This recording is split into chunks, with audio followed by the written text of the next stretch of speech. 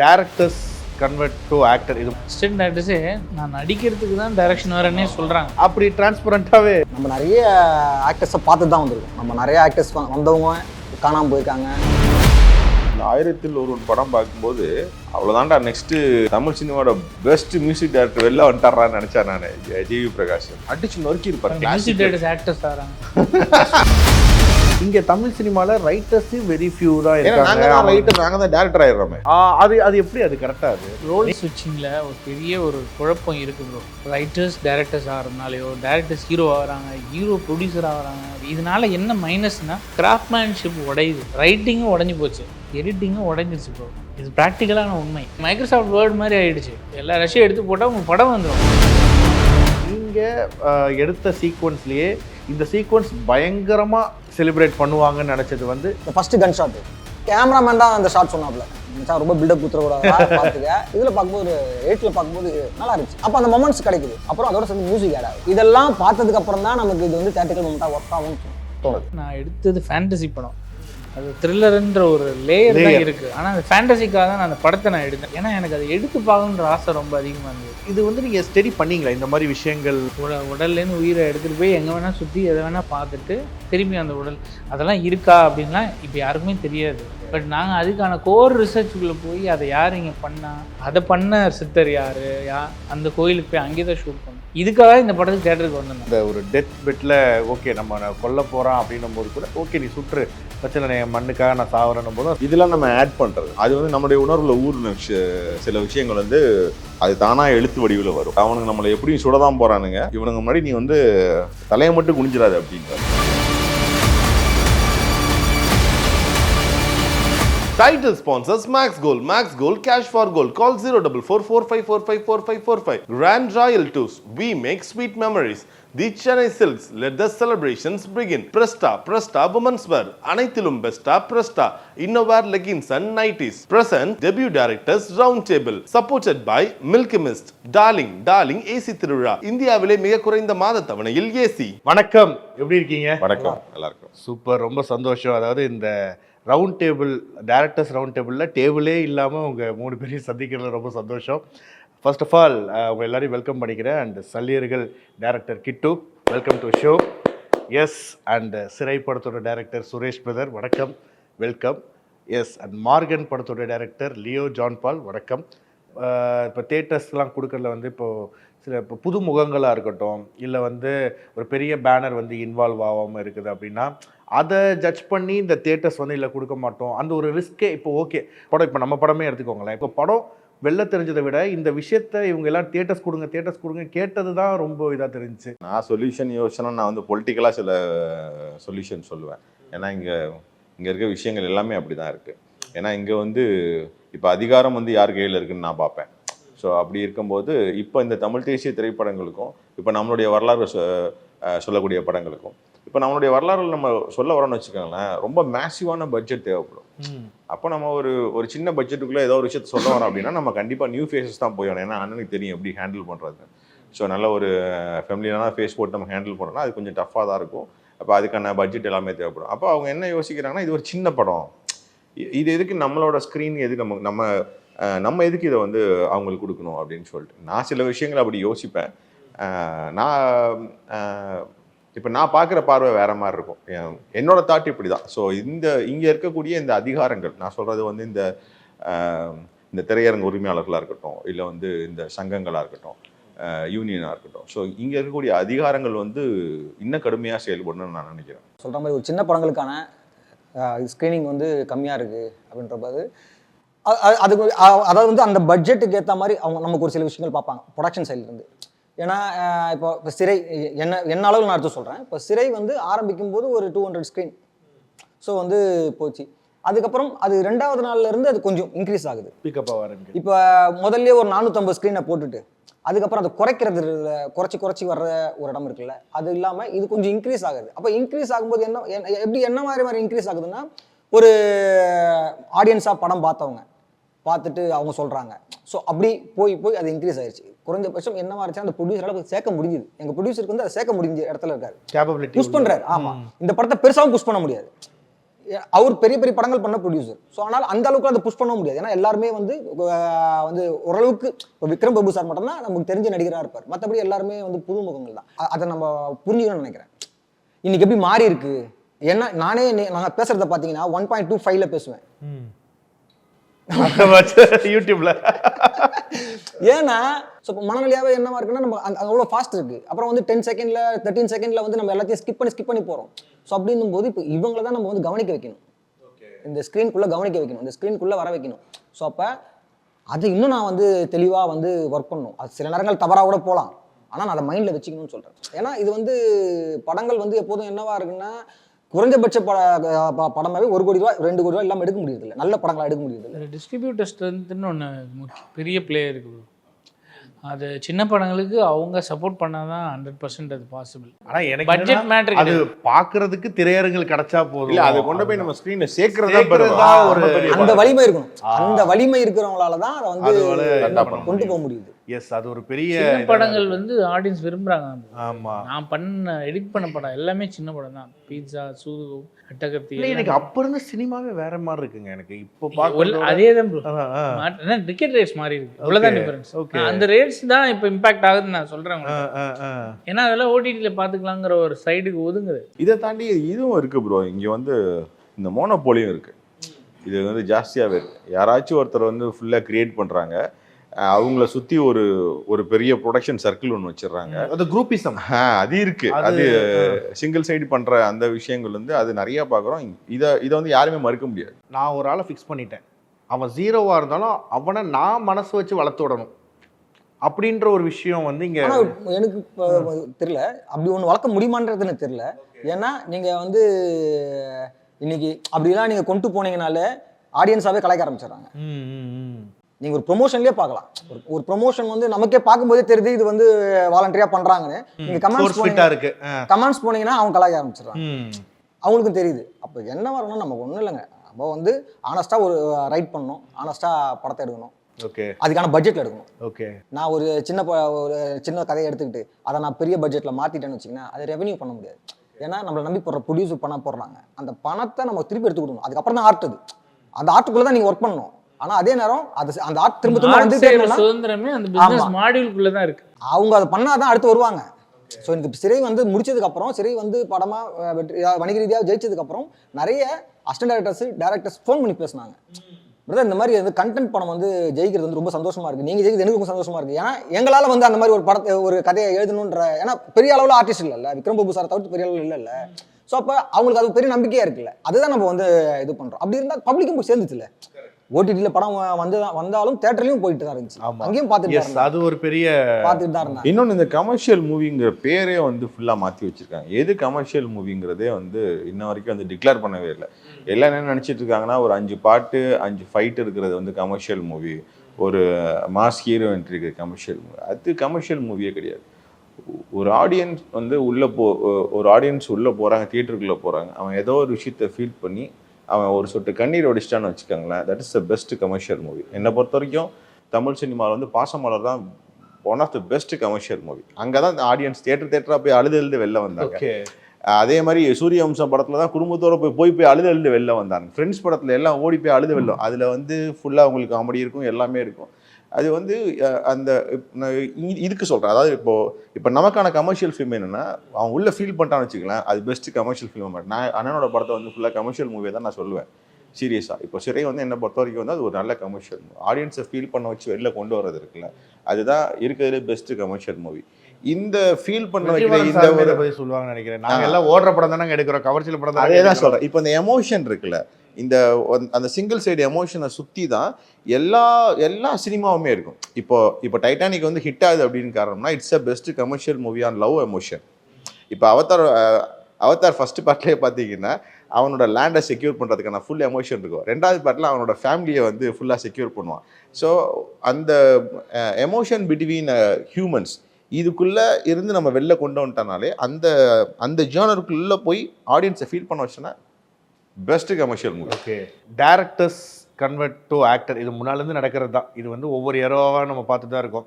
ஏன்னா இப்போ பாக்யராஜ் சார்லேருந்து பாண்டியராஜன் சார் வரைக்கும், இப்போ வந்து பிரதீப் ரங்கநாதன்லேருந்து அபிஷன், கென் அவர் ரெண்டுமே பண்ணிட்டு ஓகே ஹீரோஸ் கம்மியாக இருக்கிறதுனால நம்மளே பெர்ஃபார்ம் பண்ணிடலாம் அப்படின்ற ஒரு தாட்டா இல்லை எஸ்ஜே சூர்யா சார்லாம் வந்துட்டு நான் நடிக்கணும்னு தாங்க வந்தேன் ஆனால் டைரக்ஷன் எனக்கு ஒரு விசிட்டிங் கார்டாக பயன்படுத்திட்டு அதுக்கப்புறம் நான் இதாகிறேன். நம்ம நிறைய ஆக்டர்ஸை பார்த்து தான் வந்திருக்கோம். நம்ம நிறைய ஆக்டர்ஸ் வந்தவங்க காணாமல் போயிருக்காங்க. ஸோ அதெல்லாம் யார் அங்கே நிற்கிறாங்கன்னு நம்ம பார்க்கணும். அது ஒரு டேரக்டர் வந்து நடிகராக வந்து நிற்கிறாரு அப்படின்னாக்கா அவர்கிட்ட அந்த அந்த இந்த திறமை இருக்குது. அதுக்காக வந்து ஆர்டிஸ்டுடைய இது குறைஞ்சிருக்கா அப்படின்னா அப்படி கிடையாது. இது ஒரு போட்டி தான், ஒரு பெரிய இண்டஸ்ட்ரி. இது ஒரு பெரிய இண்டஸ்ட்ரி. இந்த இண்டஸ்ட்ரிக்குள்ளே எல்லாருக்குள்ளேயும் ஒரு கனவு இருக்கும். ஏன்னா நிறைய டேரக்டர்ஸ் என்ன பண்ணுறாங்க, சொல்லி தரும்போது நடிச்சு தான் சொல்லி தராங்கல்ல. ஸோ அப்போ அவங்களுக்குள்ள ஒரு கனவு இருக்கும். அந்த கனவை அவங்க வந்து இது பண்ணிக்கிறாங்க. அசிஸ்டன்ட் டேரக்டர்ஸே நான் நடிக்கிறதுக்கு தான் டைரக்ஷன் வரேன்னே சொல்கிறாங்க. ஓகே அப்படி டிரான்ஸ்பரண்டாகவே சொன்ன நிறைய இருக்காங்க. அதனால வந்து நமக்கு என்னன்னா நம்ம எதுக்கு வந்தோம், வாட் இஸ் அவர் கோல், அவ்வளோதான். ஆமாம், இப்போ அண்ணா சொன்ன மாதிரி இப்போ எல்லாத்துக்குமே அந்த கிராஃப்ட் வந்து அவங்கவுங்க பண்ணால் தான் கரெக்டாக இருக்கும். அதுதான் எனக்கு தெரிஞ்ச ஒரு பெட்டர் ஃபீலாக இருக்கும். எப்போதுமே வந்து ஒரு மூவிக்கு வந்து ஒரு பெஸ்ட் ரைட்டர் இருக்கும். நான் சமீபத்தில் வந்து ஒரு படம் இந்த மலையாள படம் ஒன்று பார்த்தேன், ஈகோ பார்த்தீங்க. One of the best writing.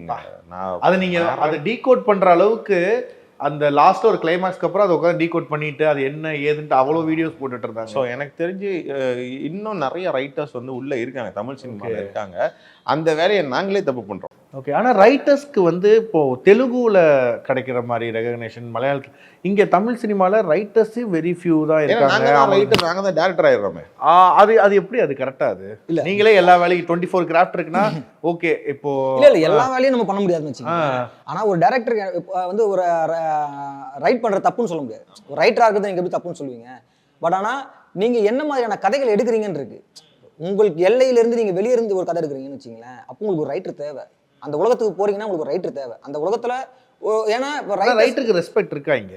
கண்டிப்பா இருக்கு. அதாவது ரோல் ஸ்விட்சிங்கில் ஒரு பெரிய ஒரு குழப்பம் இருக்கு ப்ரோ.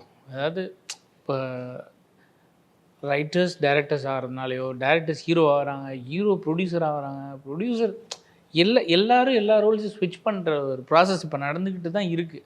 அதுவும் லாஸ்ட் 2 இயர்ஸாக மிகப்பெரிய அளவில் ஒரு நடந்துகிட்ருக்கு. இதனால் என்ன மைனஸ்னால் கிராஃப்ட்மேன்ஷிப் உடையுது. நான் சொல்கிறேன், ரைட்டிங்கும் உடஞ்சி போச்சு, எடிட்டிங்கும் உடஞ்சிருச்சு ப்ரோ. இது ப்ராக்டிக்கலான உண்மை. ஏன் அது பிரேக் ஆகுதுன்னா எல்லாருமே ஒரு அடையாளத்தை தேடி போகும்போது எதில் பெட்டர் அடையாளம்னு ஓட வேண்டிய சூழ்நிலை ஆகிடுது. அதனால எல்லாமே ரோல் ஸ்விட்சிங்குள்ள கரெக்ட் ரொம்ப கேட்டிங்க. 1001 அண்ணன் சொன்ன மாதிரி நான் அந்த 1001 படம் பார்க்கும்போது அவ்வளோதான்டா நெக்ஸ்ட்டு தமிழ் சினிமாவோட பெஸ்ட் மியூசிக் டைரக்டர் வெளில வந்துட்டாரான்னு நினச்சேன் நான். ஜிவி பிரகாஷ் பயங்கர அடிச்சு நொறுக்கி இருப்பாரு. மியூசிக் டைரக்டர்ஸ் ஆக்டர்ஸ் ஆறாங்க, அதனாலே இருக்காங்களே விஜயானி சார். ரோல் ஸ்விட்சிங் வந்து என்ன ஆகுதுன்னா ஒரிஜினல் கிராஃப்ட்மேன்ஷிப்போடைய அந்த இது குறையுது. இப்போ நான் எடிட்டிங்கை வந்து குவிட் பண்ணி தான் வரேன். ஏன்னா எனக்கு நல்லா தெரிஞ்சிருச்சு ப்ரோ. உண்மையாக சொல்லணும்னா ஒரு எட்ஜில் இருக்குது எடிட்டிங்கிற கிராஃப்ட். ரொம்ப சில பேர் அதை அப்படியே ஹோல்ட் பண்ணிட்டு போகிறாங்க. பட் அதுவும் எவ்வளோ நாள்ன்றதுலாம் தெரியல. ஏன்னா ஈஸிலி ரிட்டன் டைரக்டட் மாதிரி எடிட்டடும் வந்துடும். ரிட்டன் டைரக்டட் எடிட் ஏன்னா அவ்வளோ ஈஸியாக தான் இருக்குது எடிட்டிங். இப்போ மைக்ரோசாஃப்ட் வேர்ட் மாதிரி ஆகிடுச்சு. எல்லா ரஷ்யும் எடுத்து போட்டால் உங்களுக்கு படம் வந்துடும். இது இமோஷனலாக கனெக்ட் ஆகுதா, என்ன டைமில் கிரிப்பாக ப்ரெசென்ட் பண்ணுறோங்கிற இந்த கிராஃப்ட்மேன்ஷிப்பை வச்சு தான் நாங்கள் எடிட்டர்ஸ் பண்ணிகிட்டு இருந்தோம். பட் இப்போ அதுவுமே எல்லாருமே அசிஸ்டன்ட் டைரக்டர்ஸே எடிட் பண்ணுறாங்க. வர அசிஸ்டன்ட் டைரக்டர்ஸ் எல்லாமே எடிட்டிங் சென்ஸோடு தான் வராங்க. இப்போது சினிமாவை பொறுத்த வரைக்கும் அந்த ஜட்ஜ்மெண்ட் அப்படின்ற ஒரு விஷயம். இப்போது நம்ம வந்து உங்களுக்கு நீங்கள் எடுத்த சீக்வன்ஸ்லேயே இந்த சீக்வன்ஸ் பயங்கரமாக செலிப்ரேட் பண்ணுவாங்கன்னு நினச்சது வந்து நைஸில் அப்படின்னு சொன்னதும், கால் ஷீட் முடிகிற டைமில் வந்துட்டு அவசர அவசரமாக எடுத்தது பார்த்தா அது தியேட்டரை பிளாஸ்டான மூமெண்ட் அந்த மாதிரி ஏதாவது? இப்போ அந்த மாதிரி நம்ம வந்து அப்படி ஒரு தியேட்ரிக்கல் மொமெண்ட்ஸுக்காக நம்ம அப்படி பண்ண முடியாது.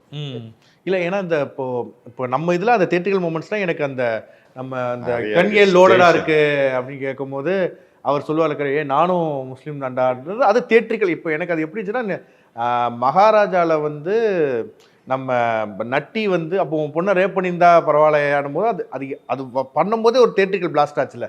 அந்த நீங்க சொல்றீங்க புரியுது. பட் ஆனா என்னன்னா நம்ம இது இந்த இடம் தியேட்ரிக்கல் மொமெண்ட்ஸா வரும் அப்படின்ட்டு நம்ம வந்து ஜட்ஜ்மெண்ட் பண்ணவே முடியாது. ஓகே.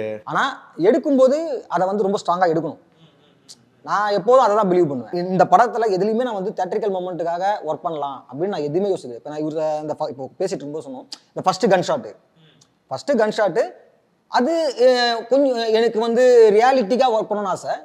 ஆனால் அதுலேயும் பார்த்தீங்கன்னா அந்த பஸ்ஸுக்குள்ளே அந்த ஃபைட்டு இதெல்லாமே வந்து ஓரளவுக்கு மேக்ஸிமம், ஏன்னா அது கூட அவுட் ஆஃப் போகக்கூடாதுன்னு பார்க்குறேன். வந்து ரொம்ப சினிமாத்தனமான ஃபைட் இருக்கக்கூடாதுன்றதுக்காக அது அப்படி பண்ணுது. பண்ணி அதை இது பண்ணுவோம். கேமராமேன் தான் அந்த ஷாட் சொன்னாப்புல, அந்த லாஸ்ட் அவர் கன்னை வச்சுக்கிட்டு அந்த இந்த கேமரா வச்சு பண்ணலான்னு. ஸோ அப்போ எனக்கு வந்து நான் அப்போவே சொன்னேன், மச்சான் ரொம்ப பில்டப் குத்துறக்கூடாது பார்த்துக்க, ஏன்னா எனக்கு வந்து அந்த மாதிரி இருக்குது. பட் ஆனால் இல்லை மச்சி இது வேணும், நல்லாயிருக்கும் மச்சி, ரைட் ஓகே பண்ணலாம், ஏன்னா அவன் கிளாஸ்மேட் இருந்தாலும் வாடா படம் சொல்கிறேன். ஸோ வந்து அப்படி ஒன்று அதை பண்ணோம். இதில் பார்க்கும்போது ஒரு 8ல் பார்க்கும்போது நல்லா இருந்துச்சு. ஸோ வந்து அப்போ அந்த மொமெண்ட்ஸ் கிடைக்குது. அப்புறம் அதோட சேர்ந்து மியூசிக் ஆட் ஆகுது. இதெல்லாம் பார்த்ததுக்கு அப்புறம் தான் நமக்கு இது வந்து தியேட்ரிக்கல் மொமெண்ட்டாக ஒர்க் ஆகும்னு தோணுது. ஒரு படத்தில் அந்த லாஸ்ட் அந்த பொண்ணு செத்துற சீன் வந்து அதெல்லாம் திரும்பிட்டாங்க நிறைய பேர் தியேட்டரில். ஒரு இதில் பார்த்துட்டு ரஞ்சித் என்ன கேட்டார், டேய் என்னடா நீ அங்கே சாவடிச்சிட்ட செத்துச்சு நினச்சிட்டாங்கடா, அதுக்கப்புறம் ஒரு 5 நிமிஷம் போயிட்டு வரையடா, யாராவது ஆடியன்ஸ் எஞ்சிட போகிறாங்கடான்னாரு. அப்போ நான் சொன்னேன், இல்லைண்ணா இது ஒர்க் ஆகும்னு நினைக்கிறேன் நான். இல்லைடா நீ பாடுறா எடிட்டில் கொஞ்சம் இது பண்ணுறான்னு. வெற்றி சாருக்கும் ஒரு சின்ன அந்த இதுக்குள்ளே இருந்தாங்க. அந்த மாதிரி ஒரு அந்த ஏரியா சினிமா அந்த ஏரியா சினிமா, அதனால அவங்க வந்து கரெக்டாக ரியலிஸ்டிக்காக தான் இருக்கு. ஸோ வந்து அப்படி ஒன்று வரும்போது எடிட்டருமே அந்த ஒரு இது இருந்துச்சு. அப்போ எடிட்டருமே வந்து அந்த டவுட்டை சொல்றாரு. ஆனால் ஏதோ ஒரு வகையில் நான் நம்புறேன், அதை இல்லை ஒர்க் ஆகும் நம்புறோம். ஸோ அப்போ அது ஒர்க் ஆச்சு, ஆடியன்ஸாக அது கூட கனெக்ட் ஆகிட்டாங்க.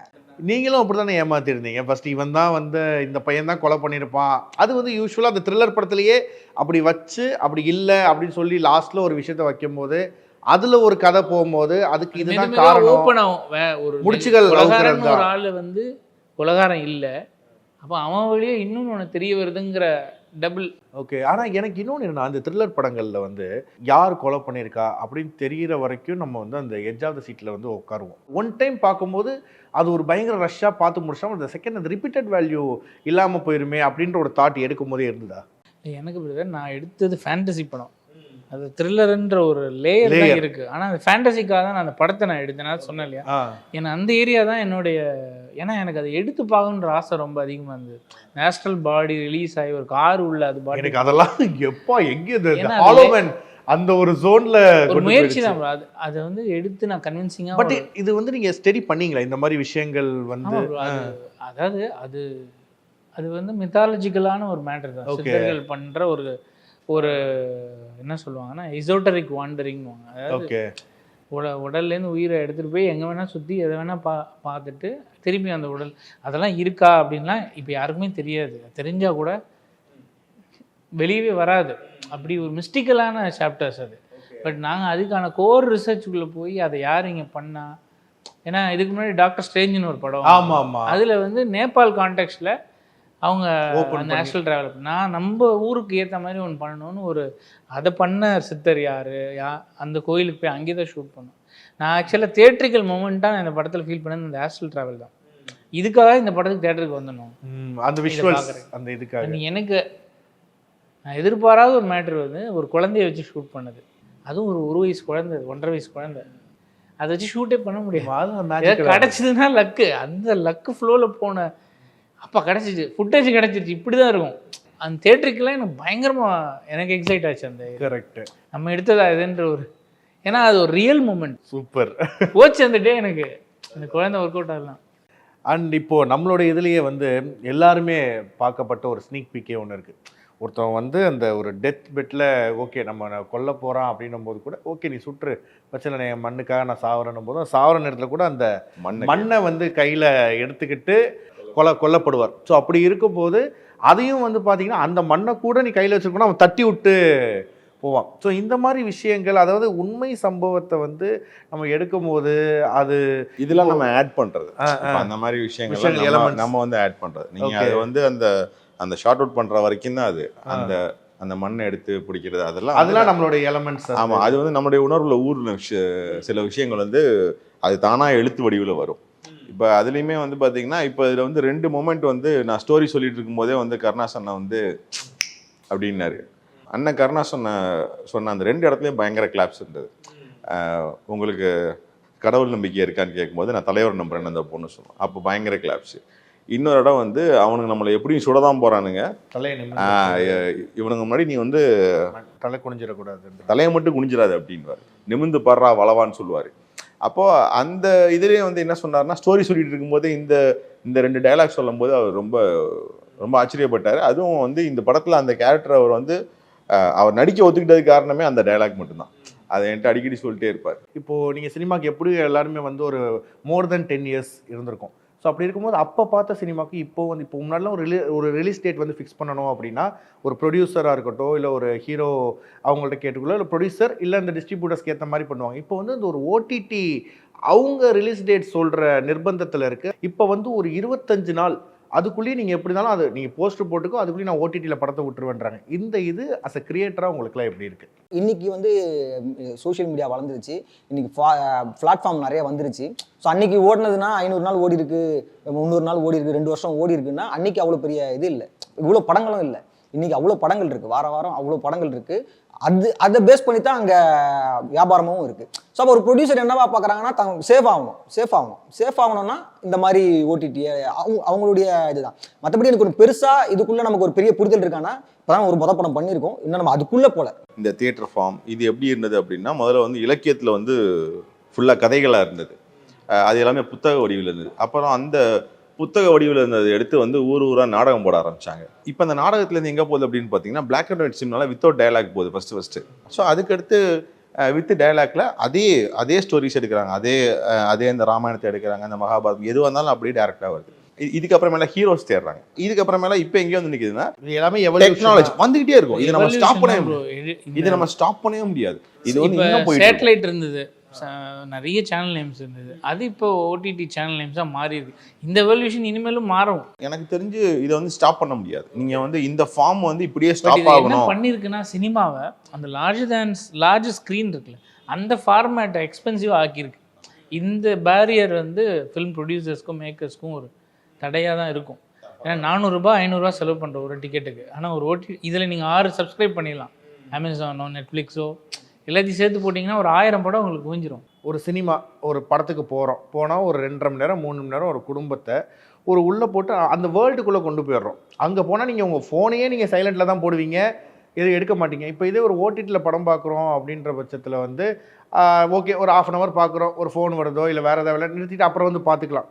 அந்த ஒரு படத்தையே ஒரு முழுமையான ஒரு ஃபீலாக பார்க்குற மாதிரி இருக்காதேன்ற என்ன ஒரு கருத்து என்ன? அதுதான் எனக்கு தெரிஞ்சு இன்னும் 50-60 இயர்ஸில் இந்த தியேட்டர் ஃபார்மேட்டும் மாறும். ஃபோன்லேயே படம் எடுப்பாங்க. நீங்கள் என்ன பாருங்கள், இன்னும் 2 வருஷத்தில் அசுரன் படத்தில் கென்னுக்கு அம்மா கேரக்டர் தனுஷ் வைஃப், அவங்க வந்து ஐஃபோனில் படம் எடுத்திருக்காங்க. ஓகே, ஆமாம், அவங்க தான் ஃபர்ஸ்ட் தமிழ் மூவி அவங்க தான் மேக் பண்ணாங்க. ஸோ அதான் எனக்கு எடுக்கிறது என்ன வேணா எடுக்கட்டும், இந்த திரையரங்கு அப்படின்னும் போது அது ஒரு டிமாண்டில் தான் ப்ரோ இருக்கும். அதில் நோ டவுட் அதுக்கான கண்டென்ட்டை எக்ஸ்க்ளூசிவாக ஒர்க் பண்ண வேண்டியது நம்ம பொறுப்பு. ஓகே, இப்போ தமிழ் சினிமாவுக்கு அப்பப்போ ஒரு ட்ரெண்டு வரும்னு வைங்களேன். இப்போ முன்னாடி வந்து ஒரு பேய் படங்களாக எடுத்தாங்கன்னா தொடர்ந்து பேய் படமாக வரும், த்ரில்லர் படம்னா த்ரில்லர் படமாக வரும்.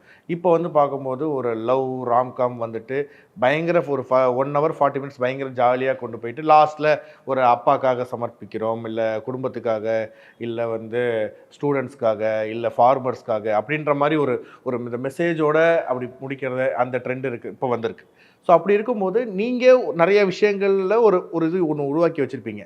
ஒரு ப்ரொடியூசரை பிச் பண்ணும்போது ஓகே இந்த ட்ரெண்ட் இப்போ நல்லா போகுதுப்பா, இதில் ஏதாச்சும் ஒன்று எடுத்துகிட்டு வாங்கப்பா அப்படின்ற ஒரு ப்ரெஷர் ஃபேஸ் பண்ணுறீங்களா? இல்லை அந்த மாதிரிலாம் எதுவும் ப்ரெஷர் ஃபேஸ் பண்ணல, எங்களோட இதுக்கு நாங்கள் ஃப்ரீயாக விட்றாங்க அப்படின்ற? நான் ஃபேஸ் பண்ணல. ஓகே, எனக்கும் அந்த மாதிரி நான் ஃபேஸ் பண்ணல. ஏன்னா நான் ஏன் ப்ரெஷர் ஃபேஸ் பண்ணலன்னா, நான் சொல்கிற படத்தை அவங்க எடுத்தா தானே. இல்லை புரியுது அவங்களுக்கு, நான் சொல்கிறத வந்து ஒரு இதாக சொல்கிறோம். இல்லை அதுக்காக நம்ம வந்து நம்மளுடைய அந்த களத்தை வந்து நம்ம சாக்ரிஃபைஸ் பண்ணிக்க முடியாது. ஏன்னா இப்போ அண்ணன் ஒரு ஐடியாலஜியில் இருப்பார், இவங்க ஒரு ஐடியாலஜியில் இருப்பாங்க. நான் என்ன சொல்கிறேன்னா, இந்த என்டர்டெயின்மெண்ட் வந்து இதுக்கு வந்து மல்டிபிள் ஸ்டேஜ் இருக்குது, மல்டிபிள் ஃபேஸ் இருக்குது. அது எல்லாமே எல்லாரும் பார்க்கணும்.